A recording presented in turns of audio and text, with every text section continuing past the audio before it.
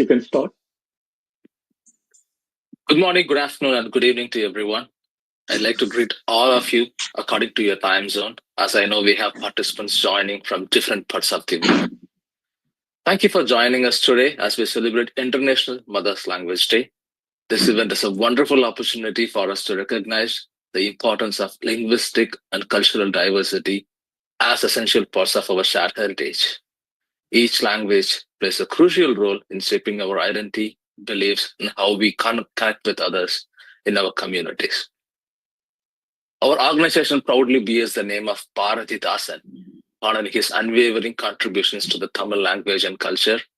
Bharathidasan, often called as Puratchikkavi, which means revolutionary poet, was a Tamil scholar and poet who dedicated his life to uplifting the Tamil language and culture. He took Tamil literature beyond just poetic expression. He used it as a tool for social change. His verses resonated with linguistic pride and a deep love for Tamil, making him an apt figure to remember on this occasion. A poem that fits the theme of linguistic pride is Tamil Moli Valga, Tamilar Valga, Tamil Engal Uyirada. Long live Tamil language, long live the Tamil people, Tamil is our life itself. This is short but impactful verse encapsulates his vision for Tamil's prominence and survival. It would be an inspiring way to reinforce the significance of mother languages. International Mother Language Day, proclaimed by UNESCO, encourages us to promote linguistic and cultural diversity and multilingualism.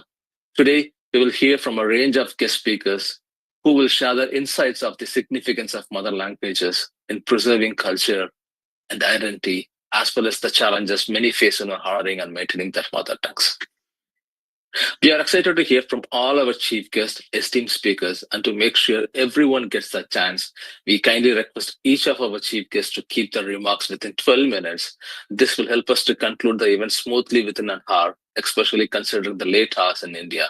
Your support in staying on time is greatly appreciated. Now, without further ado, let's move to our first speaker. I'm excited to introduce Mr. Saket, Sreebhushan, Sahu, who will be sharing the thoughts on rights of Indian mother tongue and status of unrecognized languages. Hailing from Barga, Odisha, Saket has been dedicated advocate for Kosali language since 2010. Currently, he serves as a coordinator of Kosali Kriyanusthan Committee, a prominent organization actively promoting the Kosali language movement in Odisha. In addition to his advocacy work, Saket is also a prolific author. I've written over a dozen books in Kosali language. Please join me in welcoming Saket, Sreebhushan, Sahu, sir.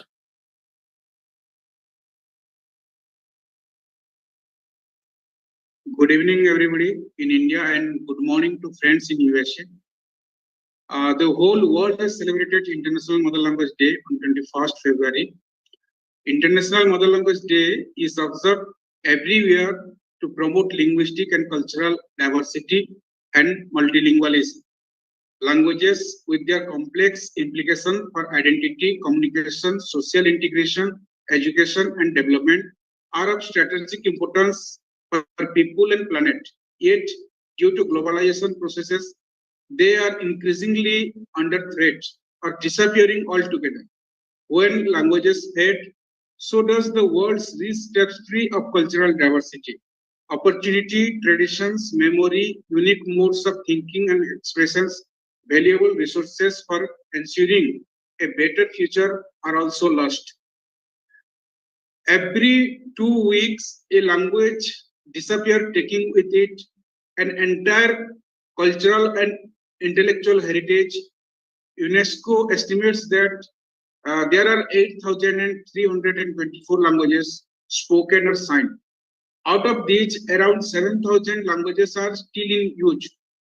Only a few hundred languages have genuinely been given a place in education system and the public domain, and less than 100 are used in the digital world. Multilingual and multicultural societies exist through their languages, which transmit and preserve traditional knowledge and culture in a sustainable way. Languages are essential to education and sustainable development, serving as the primary means through which knowledge is transferred and cultures are preserved. Many languages in the world today are at risk of disappearing due to globalization and societal changes. Ensuring that education system support the right to learn in one's mother tongue is crucial for improving education system support the right to learn in one's mother tongue. It's crucial for improving learning outcomes. As students who are taught in a language they fully understand shows better comprehensions as engagement and critical thinking skills. Multilingual education, particularly for minority and indigenous languages, not only helps learner but also foster a deeper connection between education and culture, contributing to more inclusive and equitable society. A census analysis reported more than 19,500 languages spoken in India. Startling figure. 19,500 languages spoken in India as mother tongues.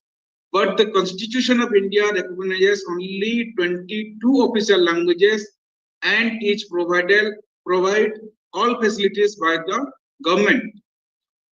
Whereas a language like Kosali in Odisha is facing challenges, my contention is a Kosali language speaker pays as much as tax to the government as an Odia language speaker pays.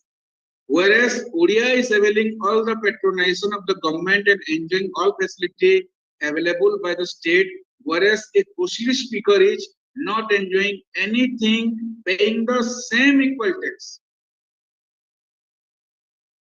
All of you maybe knows that Kosali as an ancient language and widely spoken in all 11 districts of Western Odisha and in few parts of Chhattisgarh.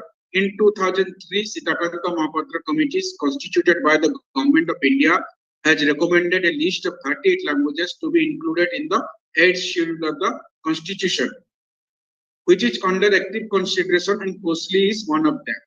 The former Chief Minister of Odisha has also written twice to the Union Government regarding inclusion of Kosali in 8th schedule, yet the Union Government has not responded to it. Kosali language is the identity and insignia of the people. Not only Kosali, all languages are identity and insignia of their particular race and people. So Kosali language is the identity and insignia of the people of Western Odisha, but it is facing serious neglect in development and recognition, particularly evident in giving recognition to it in Odisha. Though it is an ancient language with a vast and rich literature, yet it is vulnerable to extinction without government support for development and preservation. At present, Kosali speakers are demanding the inclusion of Kosali in 8th schedule for the Indian Constitution. So many Indian languages which are used by less population than Kosali are already enjoying the 8th schedule status. But Kosali is still pending along with 38 other languages to get included. Affiliation of Kosali with Kendra Sahitya Academy. If English and Rajasthani can be affiliated with Kendra Sahitya Academy without inclusion in 8th schedule of the Indian Constitution, then why Kosali is not there after repeated demands? Education in Kosali medium. If the state government can start education in as many as 19 Adivasi languages of the state, then what is the problem with Kosali, the second largest language of the state? Formation of Kosali Sahitya Academy. If Odisha can have Urdu language academy, why not Kosali? Make Kosali as the official language of Odisha.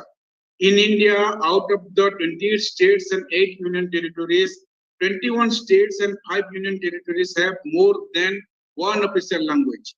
Even Odisha have 2 official language, Odia and English.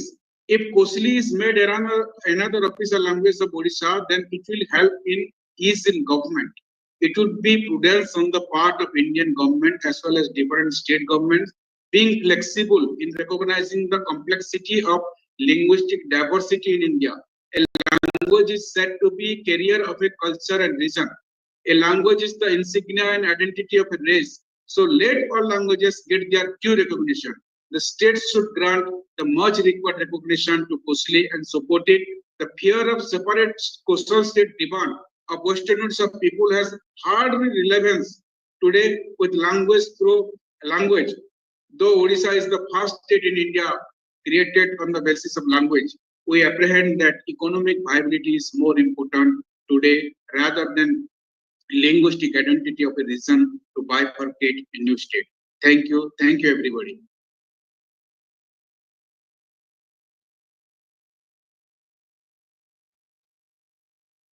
Thank you, Mr. Saket, Sreebhushan, Sahu sir, for the insightful presentation. And we heard about that the Kosali language is yet to receive that national recognition, but you gave all these problems and these thoughts about how this is getting bigger and bigger now. Thank you for that insightful presentation. Next, I would like to invite our second speaker, Sri Sudhir Hisayan, to share the perspective on rights of Indian mother tongue and status of unrecognized languages. Please join me in welcoming Mr. Sudhir Hisayan. So before I do that, I would like to just give me 1 minute. Yep. Yes, Mr. Sudhir Hisayan, you can just start your speech. Thank you.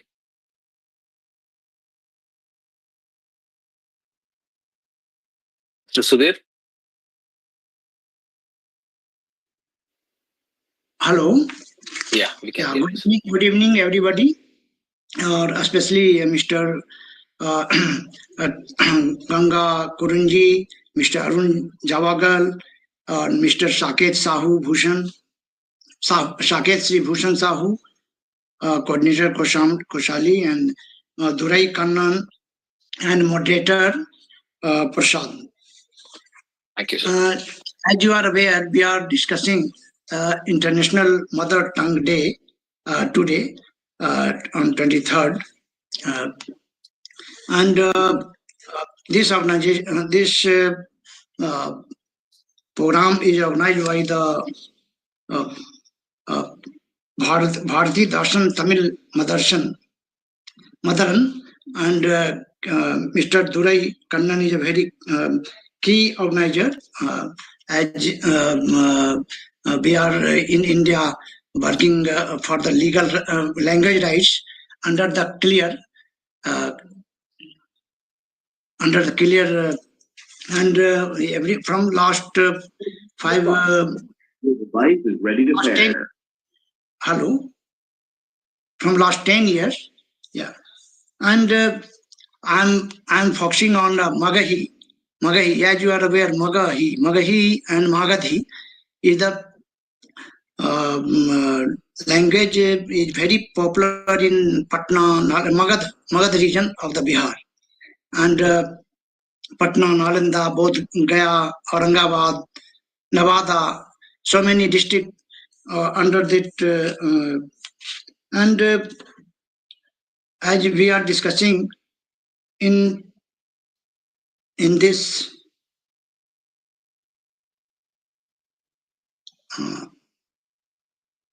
we are focusing due to rights of Indian mother tongues and unrecognized languages. India is one of the most linguistic diverse countries in the world, with 22 official recognized languages under the 8th schedule of the Constitution, and more than 20,000 languages and dialects are spoken across the country. However, many languages remain unrecognized and face challenges in preservation and development. And constitutional and legal rights of Indian mother tongue, Article 29, protection of culture and language, provides the right to conserve one's language, script, and culture, protects linguistic minorities from discrimination. Article 30, educational rights, and grants minority the right of establishing a administrator. So many actually legal in India, no? Indian constitutional, maybe so many things is covered by the Saket.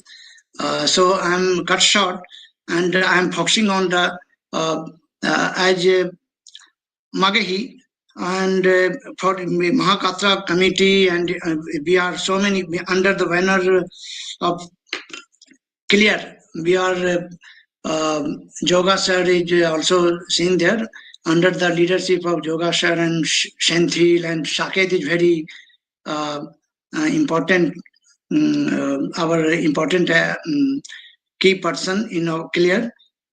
So we are doing so many things, and actually mother tongue is a very important due to actually expression and communication, natural communication in the mother tongue, so that we can also move across the all overall development.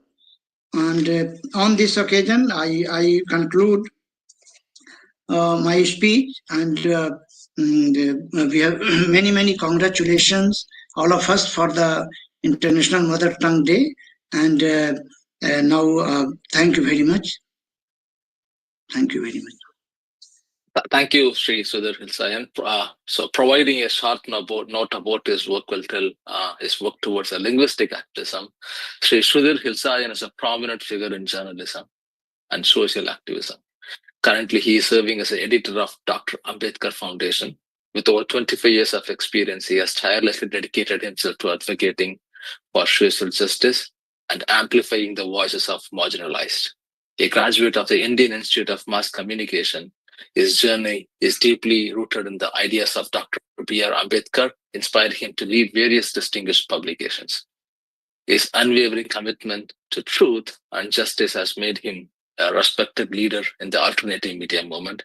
Thank you once again for your presentation, Mr. Sudhir. Now I'd like to call upon our third speaker, Mr. Arun Javgal. Mr. Arun Javgal is a dedicated software engineer based in Bangalore. With over 2 decades of passionate advocacy for the language rights of Indians, he has been actively involved in numerous campaigns to uphold linguistic equality. His work is particularly focused on preserving and strengthening the significance of Kannada language in society. As a member of both Karnataka, Rakshana, Vedike, and Banavasi Balaga, he emphasizes the importance of educating the community about federalism, mother tongue education, language-centric consumer movements, and state rights. Please welcome Mr. Arun Javgal, who will be sharing the thoughts on proactive Kannada activism, claiming our rights, shaping our future.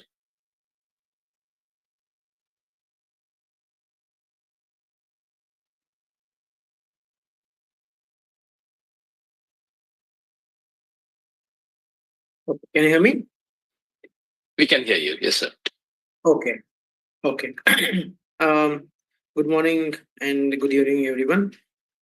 Myself Arun Javgal. I am part of Karnataka Rakshana Vedike as well as Banavasi Balaga.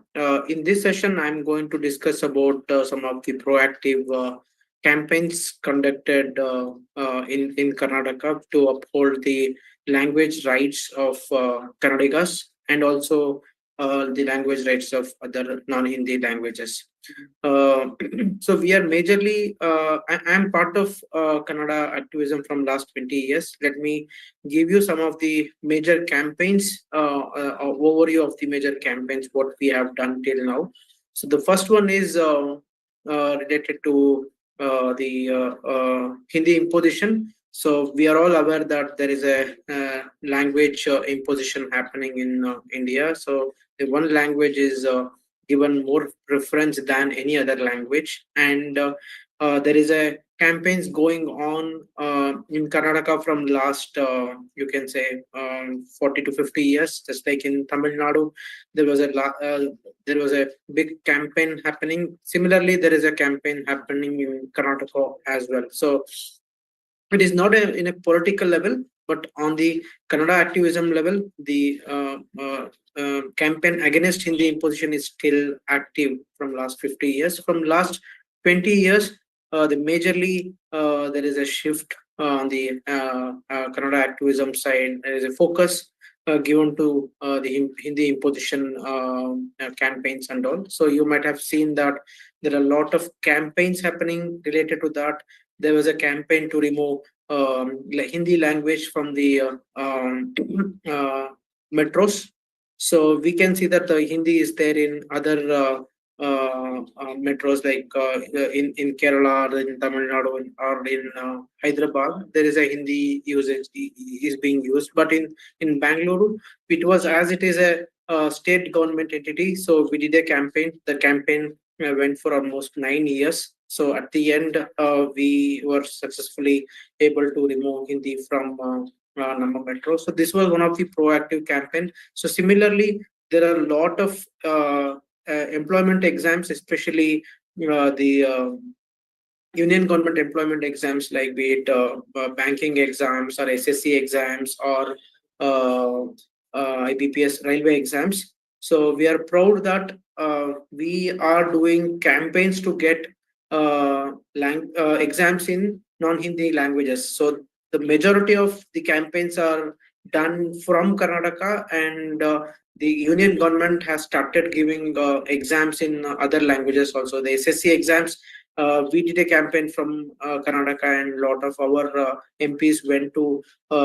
They actually discussed about in the parliament, and one of our MP met the minister, and he demanded the exams to be given in non-Hindi languages also. Earlier, from last 20 years, that SSC exams were only conducted in Hindi language and English language. Even for D group and C group candidates were forced to write it in Hindi and English. So now, because of the campaigns, what we did, so they started providing the exams in all the 22 languages. Same thing with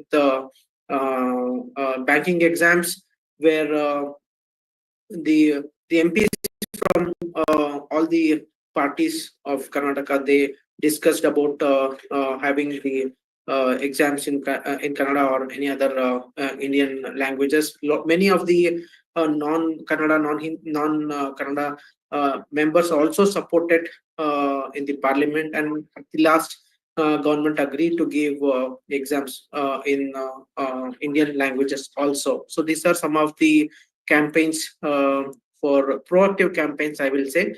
And similarly, there is a campaign going on for removing Hindi as a mandatory. There is a mandatory exams in 10th standard in Karnataka for 10th standard student. So there is a campaign going on for removal of mandatory exams, Hindi exams in 10th standard. So that will make sure that the language imposition will not happen on the students. So these are some of the campaigns that we did for to actually remove the special status given to one language. So these campaigns are not just helping the Kannada speakers, but this is helping even non-Kannada, non-Hindi speakers as well. So and we are thankful that a lot of other language activists are also helping us in our campaigns, and I want to thank everyone who are helping our campaigns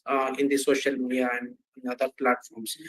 And the other one of the special campaigns what we are doing is there is a campaign called Serve in My Language. Serve in My Language is a language-centric consumer movement. So now we are in a globalized world.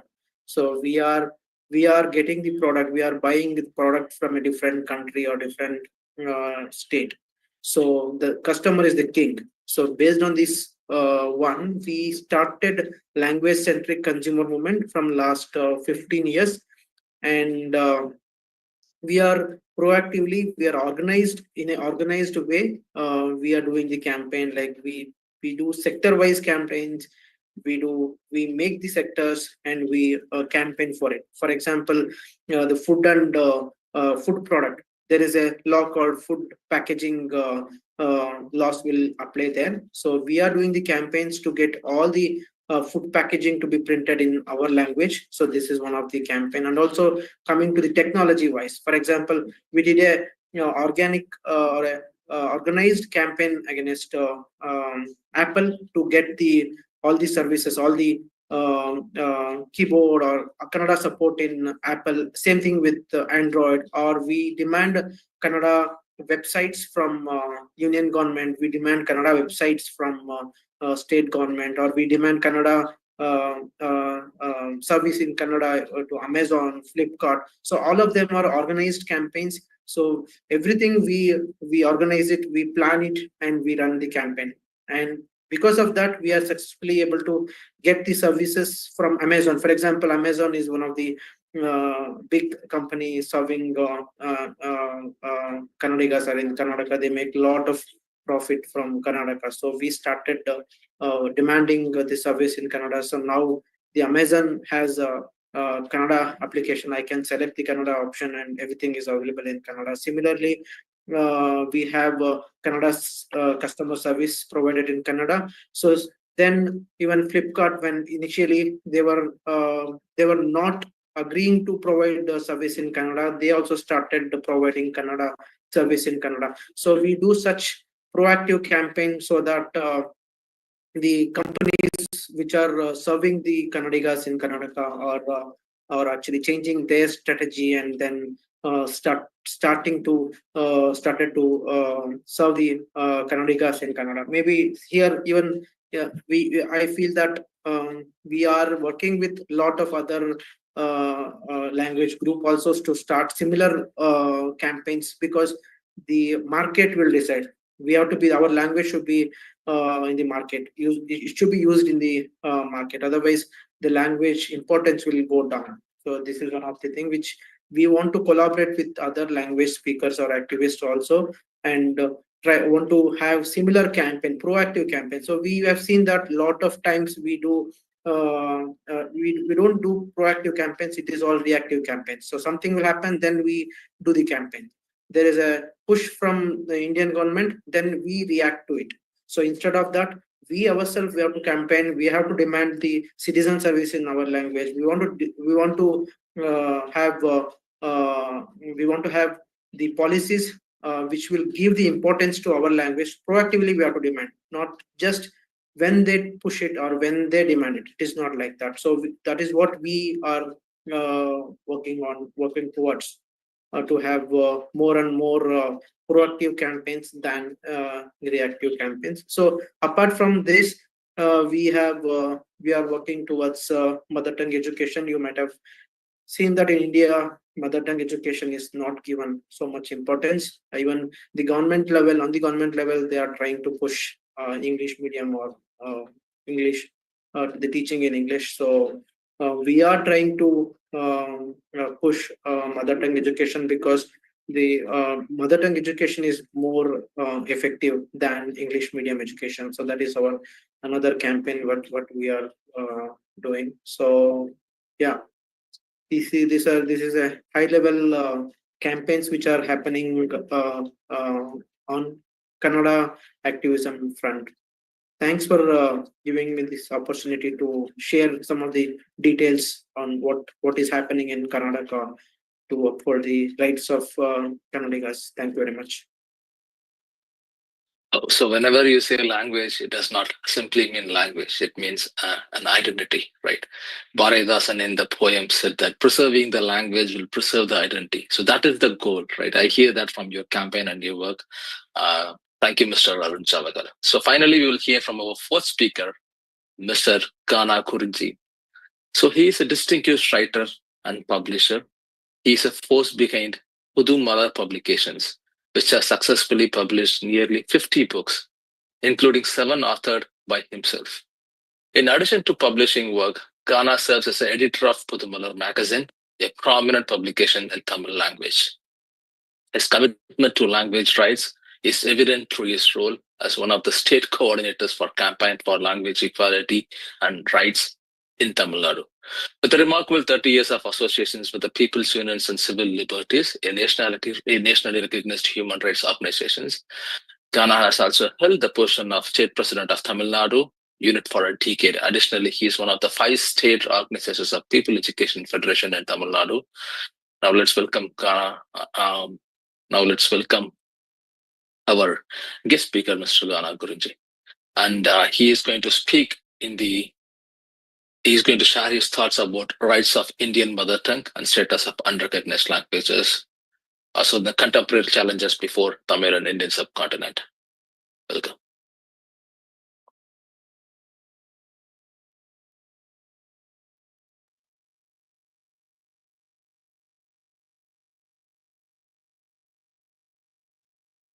Mr. Gana Kurinji, can you hear me?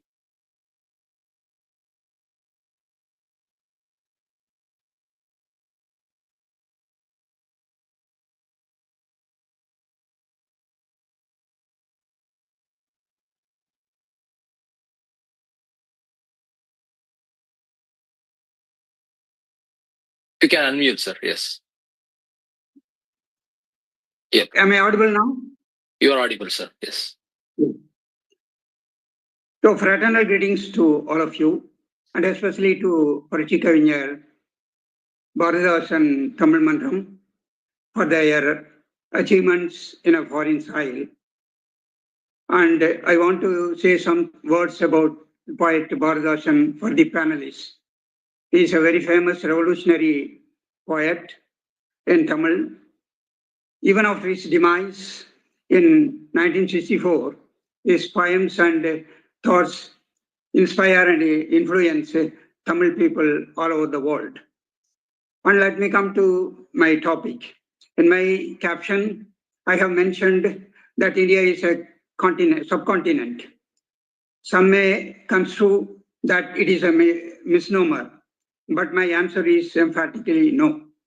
Because India is a multicultural, multilingual, and multi-religious country since its inception. And much to our concern and consternation, our people from North India won't agree with my point. They are continuously shouting one country, one culture, one language, and one religion. And they don't encourage unity in diversity. They insist only on uniformity rather than unity. So people know the difference between unity and uniformity. And their ideological organization, RSS, is not in favor of linguistic states. They advocate only administrative units. Administrative unit means only centralized governance. And all will be inferior to a single power and single language. And they advocate only Sanskrit and Hindi. Other native languages will be considered subordinate to that only. So, basing on these things, I want to say something about the language struggle in Tamil Nadu. Right from 1938, Tamil Nadu is launching militant struggles against imposition of Hindi. We are not against Hindi as a language, but we stoutly oppose Hindi imposition. In 1938 struggle, lakhs and lakhs of people assembled in Marina Beach at Chennai, and they have stoutly supported the struggle against Hindi. This struggle was led by famous reformist Periyar, who is a great friend of Ambedkar, and also by several Tamil scholars. And more than 10 people, they have sacrificed their life either by burning themselves or by committing suicide. So nowhere in India you can see such a sacrifice for language. And women have participated in all these struggles. And especially in 1965 struggle, hundreds and hundreds of people were killed because of Hindi imperialism. So this is the story of anti-Hindi agitation in Tamil Nadu. But right now, what is happening is something annoying. Especially recently, our education minister said that three-language formula and new education policy will be implemented in Tamil Nadu. And he says the third language is compulsory in Tamil Nadu. But we want to ask one pertinent question. Is three-language formula implemented in states like Uttar Pradesh, Madhya Pradesh, Rajasthan, and Uttarakhand? So they don't prefer learning South Indian languages like Telugu, Malayalam, or Kannada. So they advocate only third language to Tamil Nadu only, and especially they say people in Tamil Nadu must know and learn Hindi. But we want to ask one question. We are living in an age of science and technology, especially in artificial intelligence. plenty of apps are available to translate unknown languages into our native language, even in day-to-day affair and transactions. So what is the use of learning another language? We can learn English because it is an international language. It is a treasure house of knowledge. So we can give more importance to the English. And we have always given more importance right from 1967 also. And they say that learning an additional language will improve one's skill. But educationists all over the world, they advise that more time must be allotted to learning languages, especially, learning science and technology. Because we are living in an era of science, and we can learn not Hindi as a third language, we can learn computer language as a third language. Computer language just like Java, PHP, Riga, all these languages are very important, and they are taught in our institutions regularly. And especially in high schools, the Tamil Nadu government is encouraging science education, and they are supplying free laptops for all the students who are studying in government colleges. And this is a vital example that must be followed by other states also. And another thing is we have to encourage the native language, that is mother tongue, medium of instruction in mother tongue. Yes, our friend in Kannada said there is a lag behind this in Tamil Nadu also. Much importance is given to English only, and mother tongue is not given such importance even in schools also. So many struggles and language insist that Tamil medium schools must be encouraged, and they should be completely taken over by Tamil Nadu government. This struggle is going on right now in Tamil Nadu. And moreover, this three-language formula is a great challenge for Tamil people, because of late, the Central Education Minister said that the people in Tamil Nadu must follow three-language formula and also new education policy. That means they are indirectly imposing Hindi. So the Tamil Nadu government stubbornly refused to accept new education policy and also the third language formula. So the central government went to the extent of cutting the fund for the schools and for the students because the government is refusing to accept a new education policy and third language. The third language formula, as I have told, is a humbug one, especially in southern states. See, take for example, in third language, one has to learn Hindi in non-Hindi states. Crores and crores of rupees are allotted to the appointment of Hindi teachers to teach Hindi in non-Hindi states. But whereas funds are not allocated for the teachers of other languages. So how can one boy learn other languages which he desires? Suppose my daughter wants to learn Bengali language.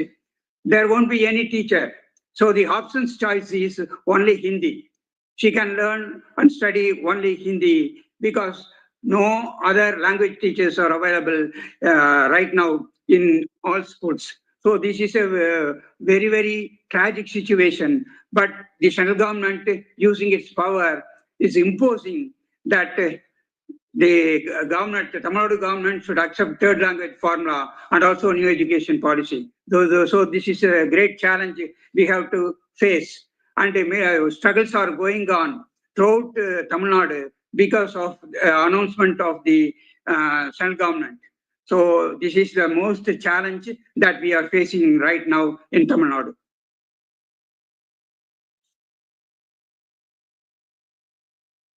Thank you, sir. Thank you. So, to summarize our event, several languages, right, including Kosali language, remain unrecognized officially. Even there are 4 amendments happened in the constitutions, highlighting the ongoing struggle for linguistic recognition. Preserving a language is not just about words, but it's about safeguarding the cultural identity.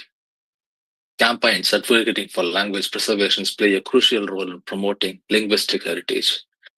Additionally, history has repeatedly witnessed resistance against the 3-language policy, from the anti-Hindi movement of 1938 to the present day, underscoring the continued relevance of this issue.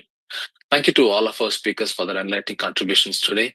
Now we move on to Q&A sessions. If anyone has questions for our esteemed guests, please feel free to raise your hand or type your question in the chat. We will go one by one.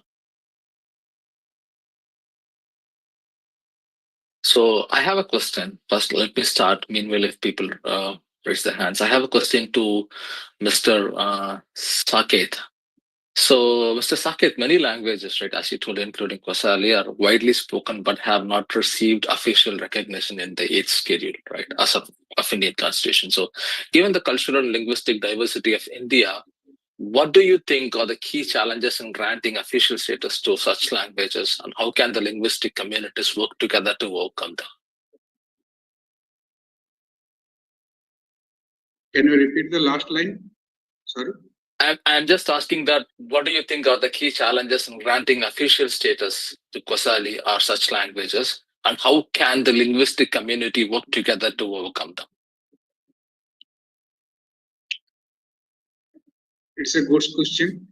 See, Rajasthani language is fighting since last 75 years, 75 odd years. It has been, but Rajasthani language has not been given any recognition, not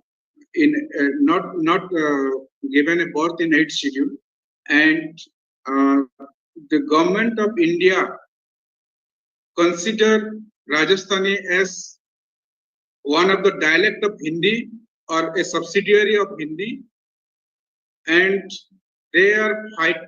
But what I have seen, I have been to Rajasthan. I have seen the rich heritage of Rajasthan, Jaipur, and many places. I have visited many places of Rajasthan, and they have a very rich heritage, cultural heritage that is not Hindi.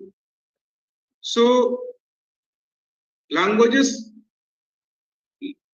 the Indian unrecognized languages in India, particularly that is those are the non-scheduled languages like Kosali, Magahi, Bhojpuri, and so many languages. There are 38 more languages. Those are pending to be included in the 8th schedule. So at present there are only 22 languages. But as per the statistic, as per the census report, in India there are 19,500 languages are found in last census. Imagine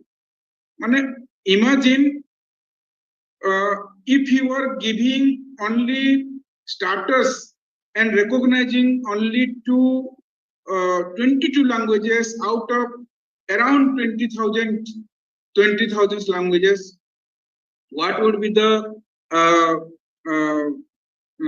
status of other languages? What would be the situation of other languages? We are suffering. I want to say we are paying the same equal tax. Consider our case. Consider the case of Kosali. In Odisha, there are 2 major languages. One is Odia and another is Kosali. Approximately we have a speaker of around 1.8 crores. 1.8 crores. We have 1.8 crores speaker of Kosali. And there are, apart from Kosali and Odia, there are also Adivasi languages in Odisha. So imagine the bigger languages like Odia, Hindi, they are engulfing us, engulfing not only the language, they are also engulfing our culture. They are also destroying our culture. They are destroying our rich heritage. They are destroying our rich traditions. So it is a pathetic situation. It is a very pathetic situation. And as far as communities like Kosali community, I mentioned about Rajasthani people. They are fighting since last 75 years. We are fighting since last 3-4 decades. So at present, what we need is the government has to think. Government has to bring out a new language policy for India. Bring out it is the right time, and not only to give emphasis to Sanskrit and Hindi. Sanskrit and Hindi are not all languages of India. This Sanskrit and Hindi is not everything for India. There are more languages in India. So the government of India have to understand these things, have to respect the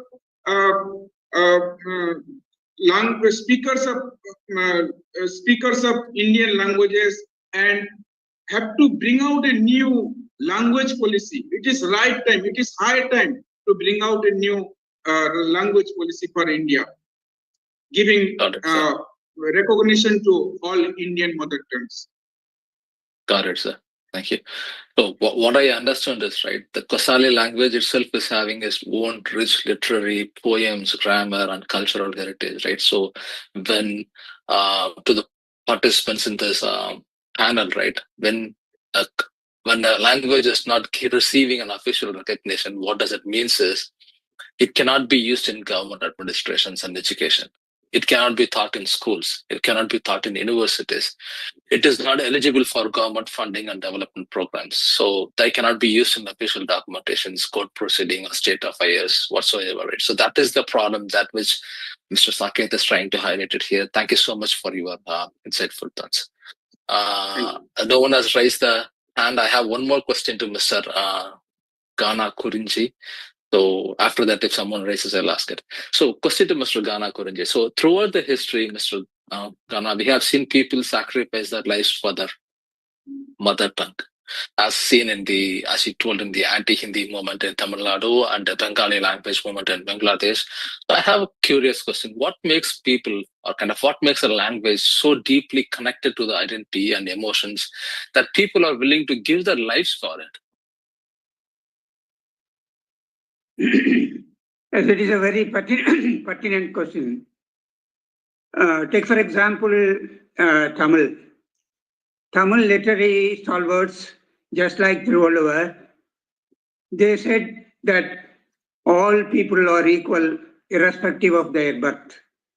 And another poet said, all places are my place and all people are my kith and kin. So such is the attitude of Tamil people.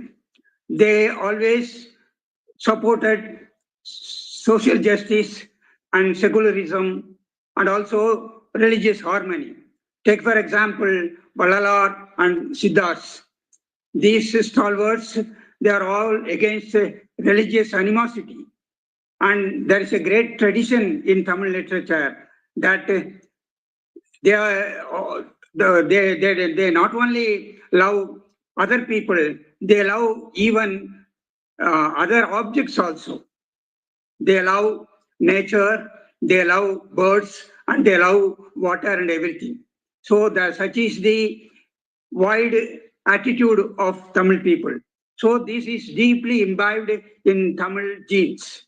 That is why they are fighting militantly. Take, for example, nearly 90 years.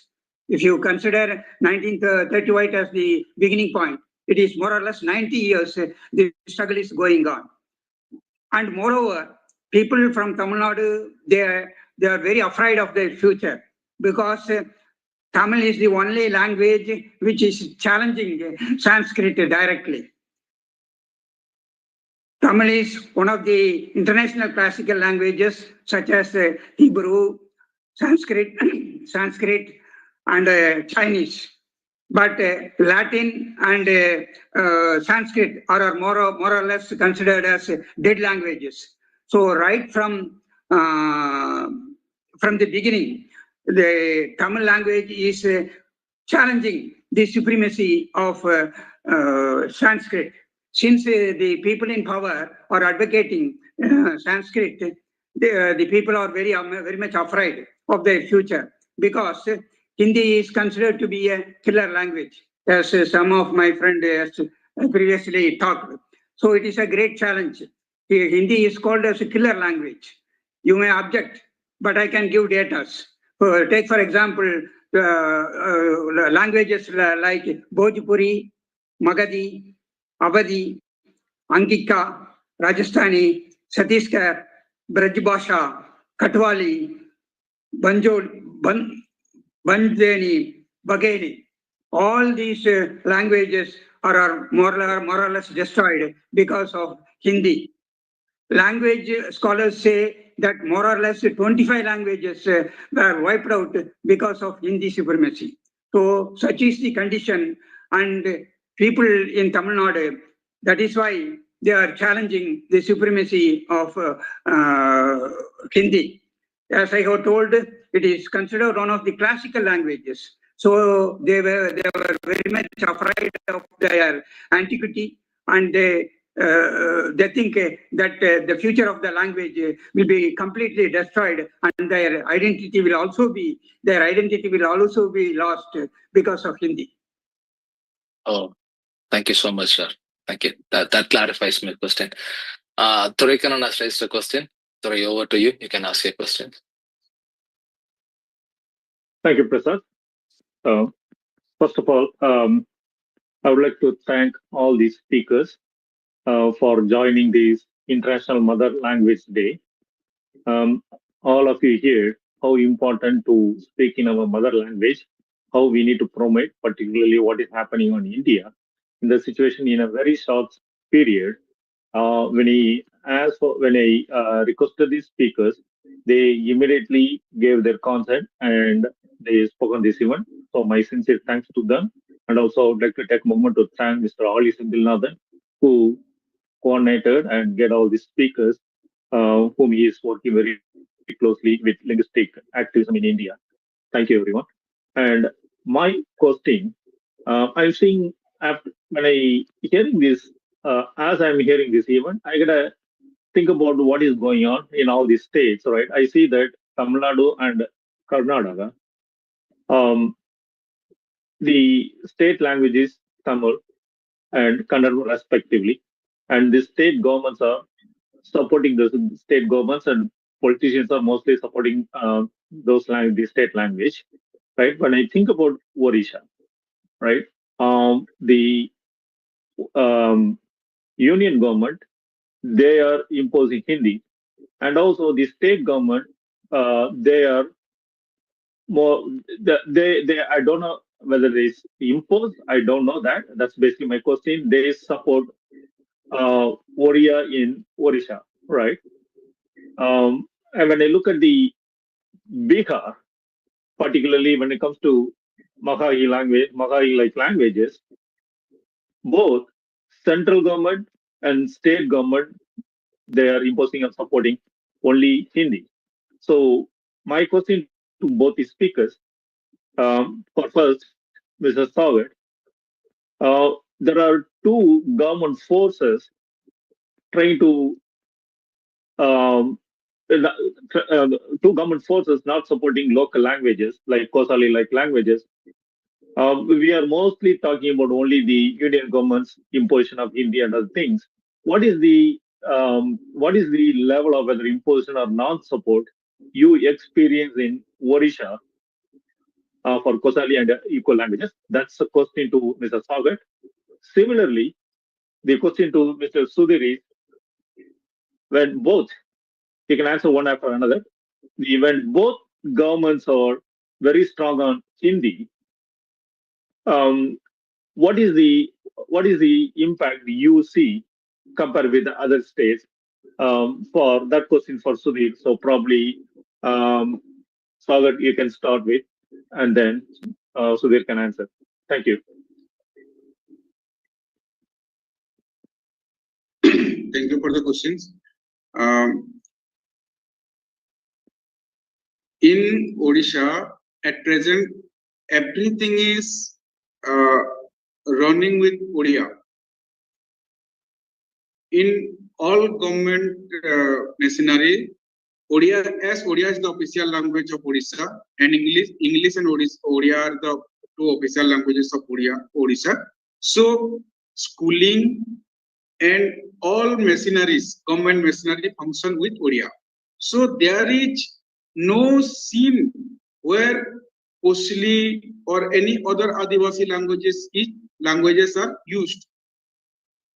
So the government is not providing any assistance in schooling, in education, neither patronizing the poets nor the authors, neither providing any kind of patronization to authors for writing books or felicitation or any kind of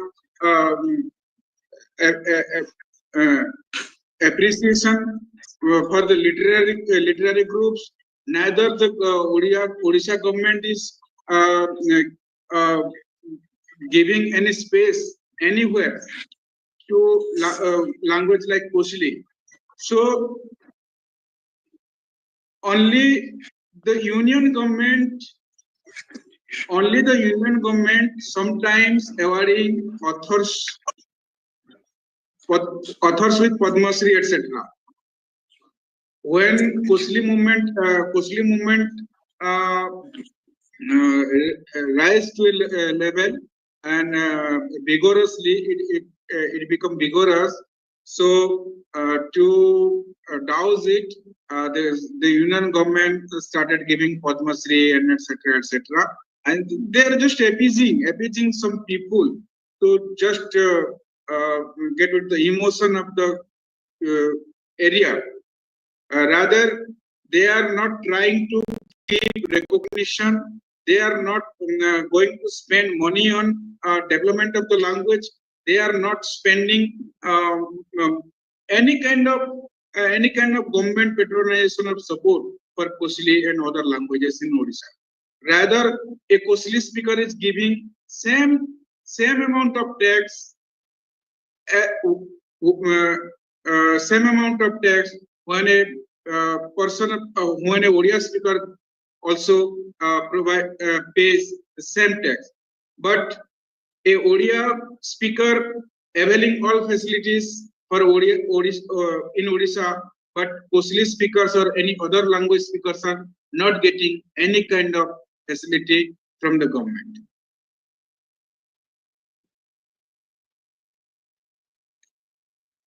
Thank you, sir. Mr. Sudhir, would you like to speak a few words about it?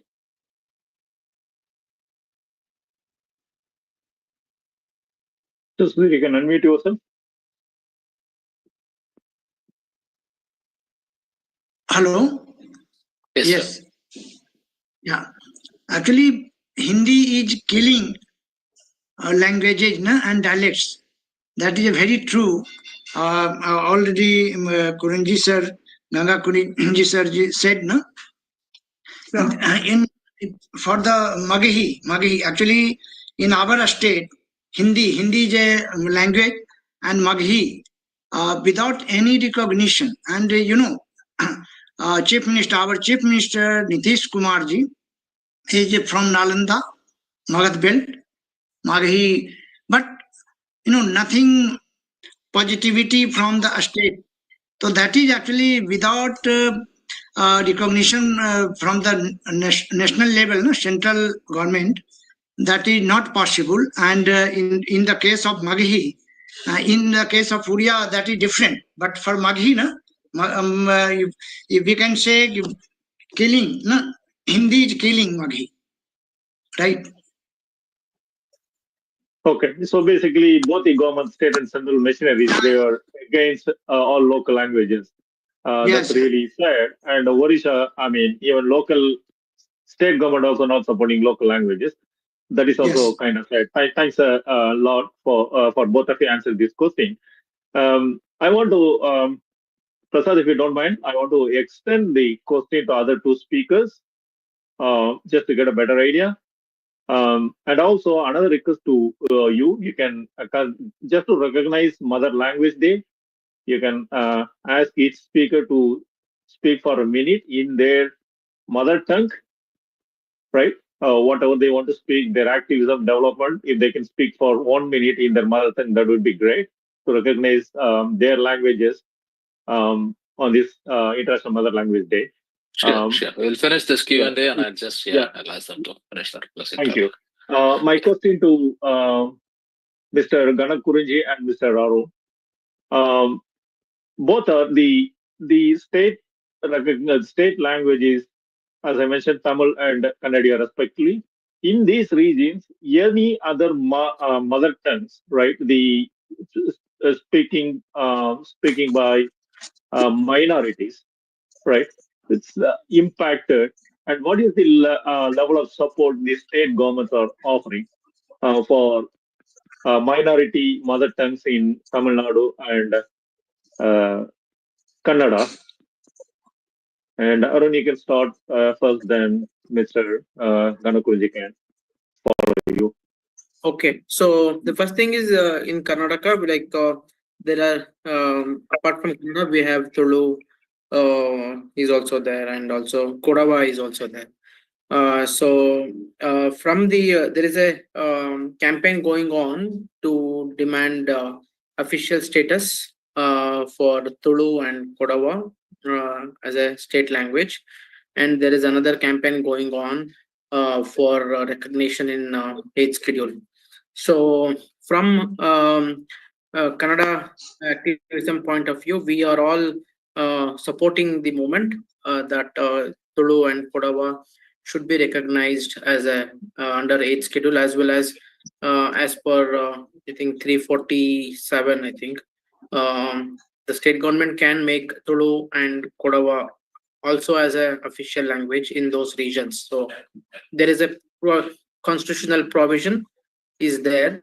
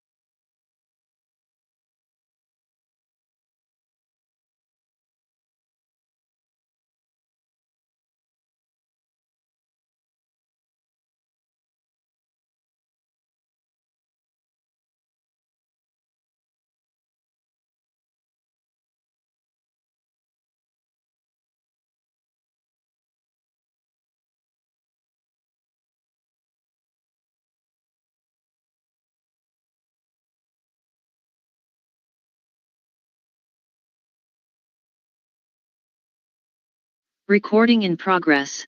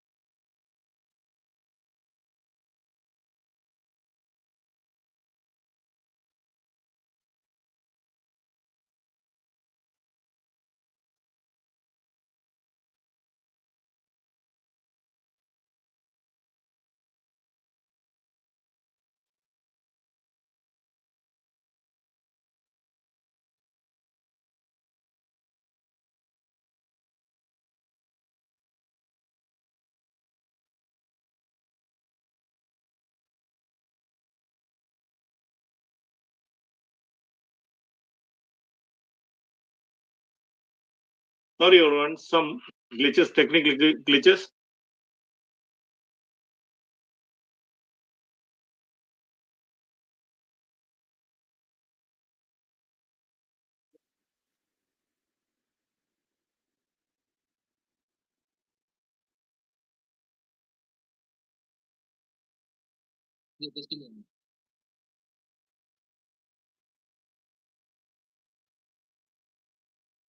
Hello. Yes, sir. We can hear you. Can you hear me, sir? No? Yeah.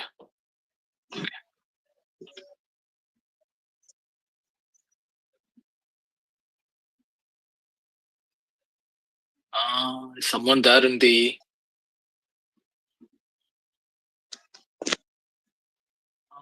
We couldn't say. Arun saying that someone has to approve it.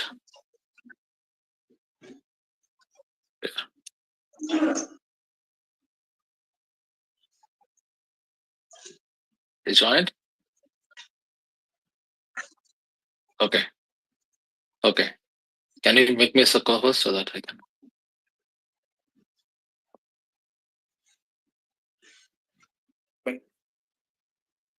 Can you hear me? Yeah. We experienced a technical glitch causing the application to interrupt. Please, sorry for the inconvenience. We sincerely apologize. Yeah, Let me Mr. Arun, you continue. were saying something. Yeah, you can start. Yeah. Yeah, let me continue. So what I'm saying is there is a demand from Tulu and Kodava speakers that their language should be recognized under 8th schedule, as well as it should be recognized as the official language of state. So there is a constitutional provision. The constitution allows multiple languages can be recognized as a state official language in that region. I think Article 347. I think. Yeah.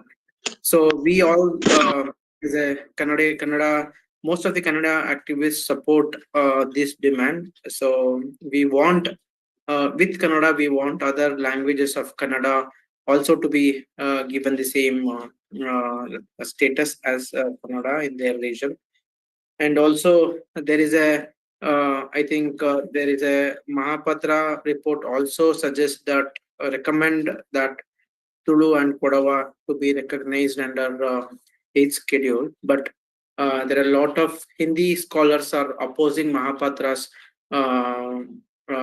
report because if they recognized the languages as Awadhi and other languages under 8th schedule, Bhojpuri and other languages, the Hindi speakers number will go down. So that is their stand, and because of that, they are actually against the implementation of the Mahapatra report, and because of that, even Tulu and Kodava languages are not recognized under 8th schedule.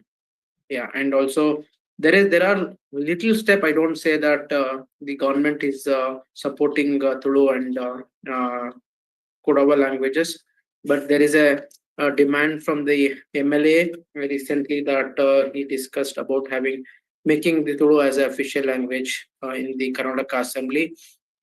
From Karnataka government standpoint of view, we have not seen a big support to Tulu language activists. It's a political thing. I think we are trying to work with Tulu language activists also on part of language planning. So we recently published a book from Banavati Badaga called Language Planning. It's called in Kannada, it is called as Nudi Hammuke. And we are trying to introduce this concept of language planning, the status planning, corpus planning to other language activists also. Similarly, we are working with Tulu and Kodava activists. Some of them are, as you say that, okay, these people they think that we are trying to impose Kannada, but we want their language to be, because we should not impose our language on Tulu and Kodava. So we want we treat them as sister language, right? They are Kannada and Tulu and Kodava, Tamil, all sister languages. We want other language to be there. So we always tell them that don't just stick to administration language. Demand Tulu in consumer services, demand Tulu in education. Don't just limit yourself for just recognition of Tulu under 8th schedule or administration language. Demand demand for other areas also, so that you do also do the language planning, and so that Tulu is not a new language. It has a long history, right? Thousands of years. Kodava is also there. Yeah. Got it. But when you say that, it is glad kind of. I appreciate that you recognize the sister languages in your country, but in today global as well, right? That whatever you said, I have that question, right? Karnataka as a metro state attracts people from various parts of the country and the globe, right? Bringing diverse languages with them. When you say that in your campaign to make Kannada mandatory, do you feel there is a risk of suppressing other languages spoken by these individuals? So there is a difference. So when you say Bangalore, when we say in Bangalore, make Kannada as official. Then when we say in Mangaluru, there is a big number of Tulu speakers are also there, right? So we want Tulu to be given preference in Mangaluru, but in Bangalore it is a Kannada place, and we want Kannada to be given the importance. So if you take an example of Singapore or any other country, right, it has more diversity than Bangalore, right? You go to Frankfurt. If you go to Frankfurt airport, you see more number of people coming in from different language group, different country. Like it is a hub. And so similarly, there if you go to Frankfurt, you see German language given more preference than any other language. And same thing with Singapore. Same thing with Hong Kong. Hong Kong, if you go to Hong Kong, lot of people will come from. If you go to the Hong Kong airport, you see a lot of people from different language group. But the language of the land is given more preference. So similarly, so that is the only main thing. Got it. It was not imposing. It was just to preserve that culture that land has to have its own, richness. So, and also when we were actually campaigning on the Nama Metro Hindi Beda campaign, Nama Metro Hindi Beda means no to Hindi in Nama Metro. the stand which what we have taken is, see, Bangalore, if you consider if you see the percentage of speakers, Kannadigas, then Telugu speakers are there, and Tamil speakers are there, then Malayalam is there. I think 5th or 6th position there is a Hindi speaker. When during the campaign, if you really want to help people, you have Tamil, Telugu, and other languages, or you have Tulu, Kodava, or if you want to have Tamil, you also have Tamil in Chennai, and it's a mutual. Whatever we get, Understood. we will give. There are a lot of Mumbai. If you go to Mumbai, a lot of Kannadigas are there. Yeah, if you want to support, you go to see. If they use the technology properly, they can provide services in multiple languages. If they are able to provide Kannada in Delhi, we are open to have Hindi in our language. See, they have to use the technology. Technology will help. Technology will help Britain or UK to print the ticket in Tamil, right? So similarly, why Indian government is not interested? So it is all because of, see, all this language issues are all happening only because of Hindi centric politics in India, right? They want to give only more preference to Hindi, like no preference to other languages. They want to keep only Hindi against English. So that's the problem. Thank you. So before concluding the event, right, I would request... One question. I asked same question to Mr. Gana Kurinji also. Is there any other local languages affected in Tamil Nadu? Yes. I want to say something, some 3 aspects prevailing in Tamil Nadu. One is about Telugu language. The border places nearing Andhra Pradesh, the medium of instruction is Telugu only. And moreover, perhaps some people may know that Telugu is spoken in Tamil Nadu more than any language. So it is a language spoken by most of the people, even in rural areas. So there is a demand that Telugu must be approved as a second language of the state. But this is gaining momentum now. But final decision has not been taken so far, number 1. Number 2, about Malayalam. As I have already told, the border places nearing Kerala, the medium of instruction is Malayalam only. And I want to say one thing that you cannot believe. See, even in cities like Coimbatore, you have got schools where Malayalam is the medium of instruction. A Malayali child can continue his study right from nursery school till college. He can study he can study only in Malayalam medium. So that is the prevailing state in some of the states, some of the districts in Tamil Nadu. And regarding minority community, that is the language of Muslims, Urdu. Urdu is also educational language in many parts of the institutions, and the government is aiding sufficient money for the uplift of the Urdu language also. And one particular thing I want to mention is the nature of Badaga language. The Badaga is a tribal language in Tamil Nadu, and only recently they have constructed alphabet for this language. The government encourages to publish pamphlets and books in Badaga language. So that is a very good point to be mentioned. So such is the position of various languages, minority languages in Tamil Nadu. Thanks a lot. I really appreciate. So it seems Tamil Nadu, to some extent, they are supporting other minority languages. Particularly, it is really surprised to see that the tribal language Badaga is supported, encouraged by Tamil Nadu government. That is really a great news. I was not aware of those things. Thanks a lot. Is there any other tribal languages in Tamil Nadu other than Badaga language, or that's only language So, in Tamil Nadu region? I think Badaga is the only language. There are no other languages as far as I know. Okay, thank you. Thank you. Appreciate it. Badaga is only, they have constructed alphabets in their language. So other languages are lagging behind. Tribal languages are lagging very far. Okay, thank you. Prasad, back to you. Thank you.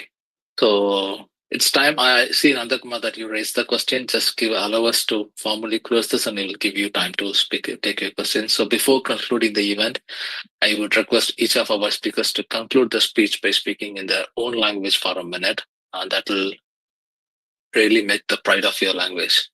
Starting with Mr. Saket, you can speak with your language for a minute. Yeah.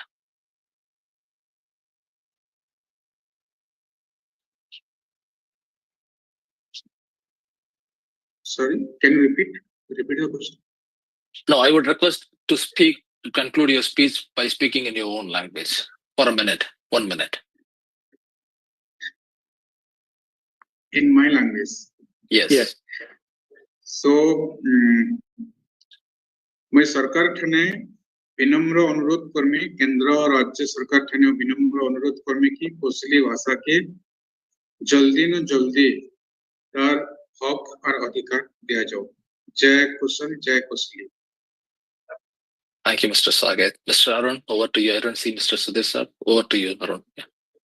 Okay, ನಾನು ಕನ್ನಡದಲ್ಲೇ ಮಾತಾಡ್ತೀನಿ. ಕನ್ನಡದಲ್ಲಿ ನಮ್ಮ ಮಾತೃಭಾಷೆ ಏನಿದೆ, ನಮ್ಮ ತಾಯಿ ನುಡಿಗಳು ಸಾವಿರಾರು ವರ್ಷದ ಇತಿಹಾಸ ಇಟ್ಕೊಂಡು ಇರೋ ಭಾಷೆಗಳು. ಸಾವಿರಾರು ವರ್ಷ ಗಟ್ಟಿಯಾಗಿ ಈ ಭಾಷೆಗಳು ಬೆಳೆದು ಬಂದಿದೆ. ಈ ಭಾಷೆಯನ್ನ ಮುಂದಿನ ಪೀಳಿಗೆಗೆ ಗಟ್ಟಿಯಾಗಿ ಕೊಡೋದು ನಮ್ಮೆಲ್ಲರ ಜವಾಬ್ದಾರಿ. ಸೊ ಹಾಗಾಗಿ ನಮ್ಮ ಭಾಷೆ ಎಲ್ಲಾ ಹಂತದಲ್ಲೂ ಇರೋ ತರ ನಾವು ಕೆಲಸ ಮಾಡೋಣ ಅಂತ ನಾನು ಹೇಳಕ್ ಇಷ್ಟಪಡ್ತೀನಿ. I just want to take 30 seconds to translate it. So our language has thousands of years. So our ancestors have given this language, but now it is our responsibility to make this language even more stronger and give this to the next generation. Thank you. Okay. Mr. Gana Kurinji sir, it's over to you. Is it my choice? Yes, you can speak in Tamil for a minute. Yeah. Tamil என்பது உலகத்திலேயே மிகச்சிறந்த ஒரு மொழியாக கருதப்படுகின்றது. ஏறக்குறைய 2500 ஆண்டுகளுக்கு மேலாக இது தொடர்ந்து பேசப்பட்டு எழுதப்பட்டு வரக்கூடிய ஒரு மொழியாக இருக்கிறது. அண்மையிலே கண்டுபிடிக்கப்பட்ட ஆய்வுகளின்படி முதல் இரும்பை உலகத்திலேயே கண்டுபிடித்தவர்கள் தமிழர்கள். 5300 ஆண்டுகளுக்கு முன்னாலேயே இரும்பு என்பது பயன்பாட்டில் இருக்கிறது என்பதை அறிவியல் ரீதியாக கண்டறிந்திருக்கின்றார்கள். அது மாத்திரமல்லாமல் கீழடி, கொடுமணல், சிவகலை, ஆதித்யநல்லூர் போன்ற இடங்களில் நடைபெற்ற அகழாய்வுகள் முழுக்கவும் தமிழனுடைய தொன்மையை உறுதிப்படுத்துவதாக இருக்கின்றது. அவை கரிம ஆய்வின்படியும் மற்றும் பல்வேறு விதமான அறிவியல் ஆய்வுகளின்படியும் அதனுடைய தொன்மை என்பது அறிவியல் ரீதியாக மெய்ப்பிக்கப்பட்டிருக்கிறது என்பது குறிப்பிடத்தக்கது. ஆனால் இப்படிப்பட்ட இந்த மொழி மிகப்பெரிய ஆபத்திற்கு உள்ளாகி இருக்கிறது. நான் ஏற்கனவே குறிப்பிட்டதை போல இந்தி என்பதும் சமஸ்கிருதம் என்பதும் மிகப்பெரிய அச்சுறுத்தலாக தமிழுக்கு முன்னால் இருக்கின்றது. எனவே இதை வெல்ல வேண்டிய மகத்தான கடமை தமிழ் மக்களுக்கு இருக்கிறது. Thank you, sir. So to finally conclude, let me also conclude. Before that, you can ask Nandakumar to final thing, then we can say vote of thanks. Yeah. So Nandakumar has a question, right? Nandakumar, do you have a question? You can ask it.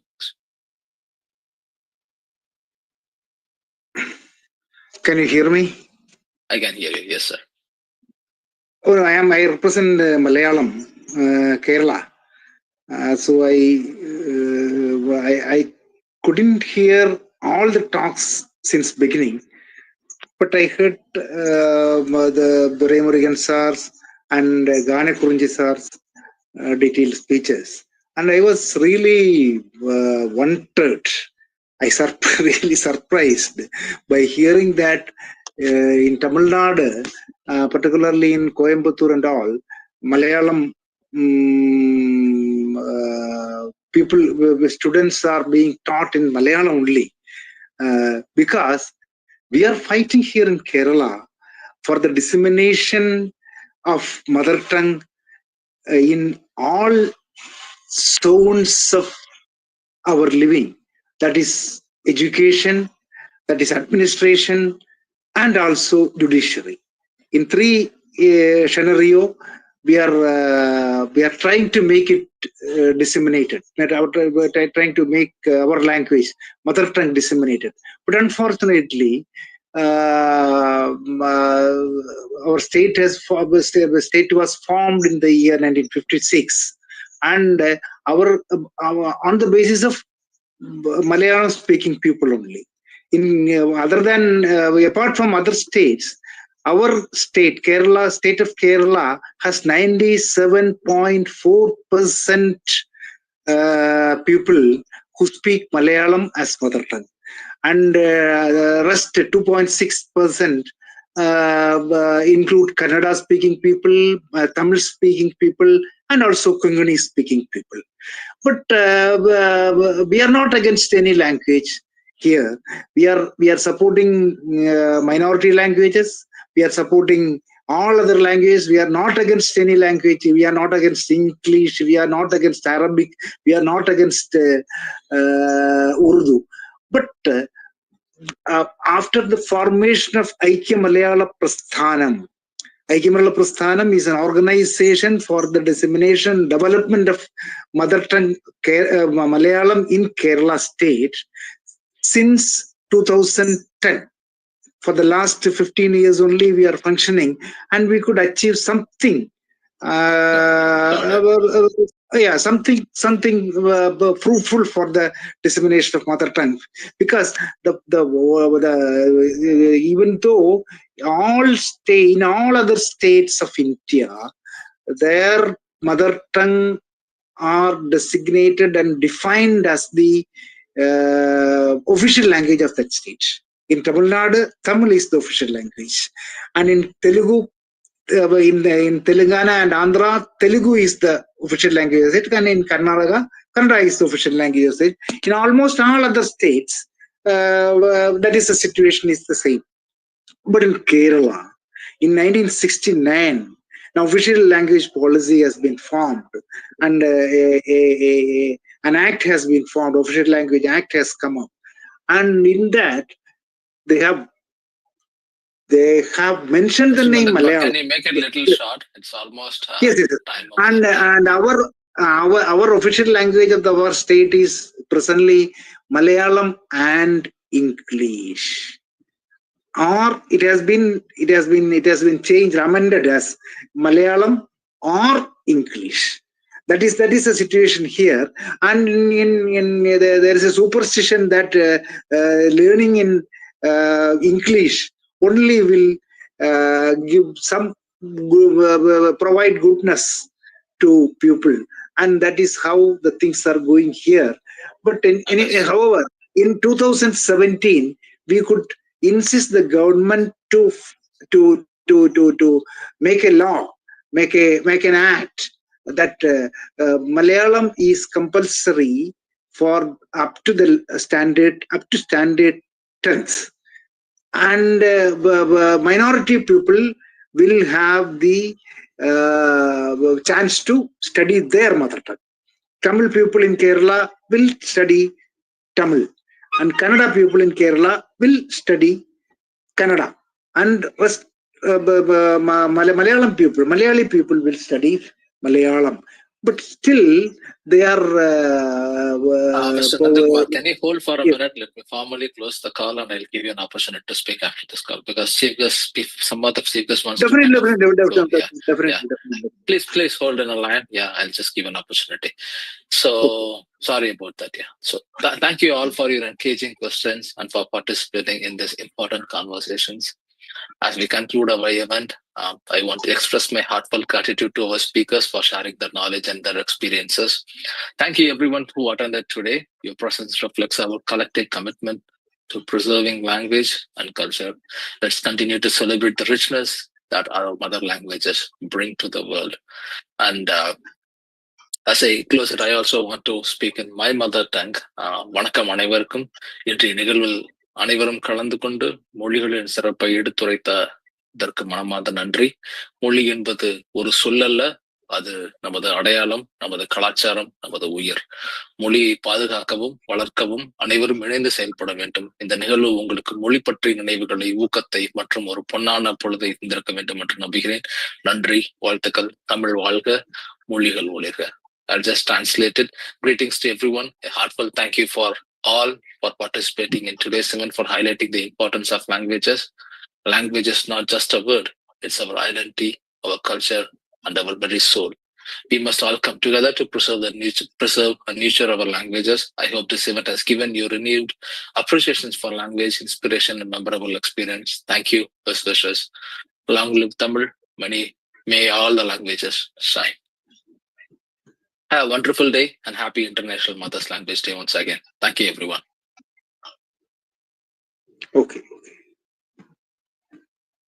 Yeah, Mr. Nandakumar, you can start now. No. Just Mr. Ari Sindhanathan only has invited me to participate in this meeting. He only has told. And I couldn't get the connection. Yeah, the reason behind this, right? It was almost 11 o'clock over there, kind of closer to. Yes, definitely. It is high time to conclude. And thanks for getting a chance to meet all the dignitaries and all who are fighting in their state for the mother tongue, for its dissemination and development. Okay, thank you very much.